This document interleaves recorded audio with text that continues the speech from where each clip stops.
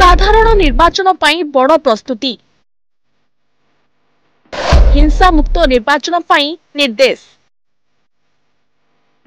अबाध और निरपेक्ष परिचालना उपरे गुरुत्व मतदाता छपा हेब मतदाता मार्गदर्शिका प्रति परिवार को पॉकेट बुक टी जोगाई दिया बीएलओ मानक द्वारा यह जोगाइबा व्यवस्था होईछि। ए संपर्क में जिलापाल और एसपी सहित आलोचना करिसेंती राज्य मुख्य निर्वाचन अधिकारी निकुंज बिहारी धड़।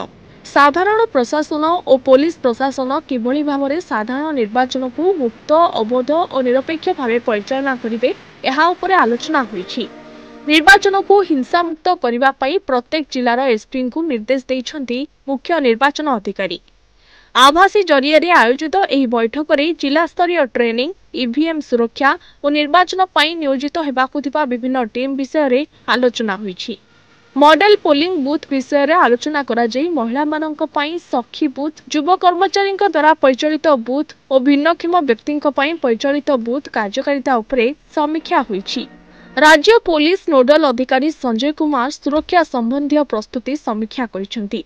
एथिरे अतिरिक्त मुख्य निर्वाचन अधिकारी एन तिरुमाला नायक शत्रुघ्न कर और मिहिर महांती प्रमुख मध्य जोग देइथिले। जहाँ सूचना रही प्रत्येक विधानसभा निर्वाचन मंडली रे 90% मतदान केन्द्र आदर्श मतदान केन्द्र रूपे खोल दिव्यांग वर्गर कर्मचारी को नहीं गोटे मतदान केन्द्र परिचालित हेब। महिला कर्मचारी द्वारा परिचालित हेब 10% मतदान केन्द्र। 3 प्रकार एभली मतदान केन्द्र सुरक्षाकर्मी आरंभ करी प्रिजाइडिंग ऑफिसर पर्यंत नियोजित हेबे युव दिव्यांग और महिला कर्मचारी। Bureau report news 8 Odia.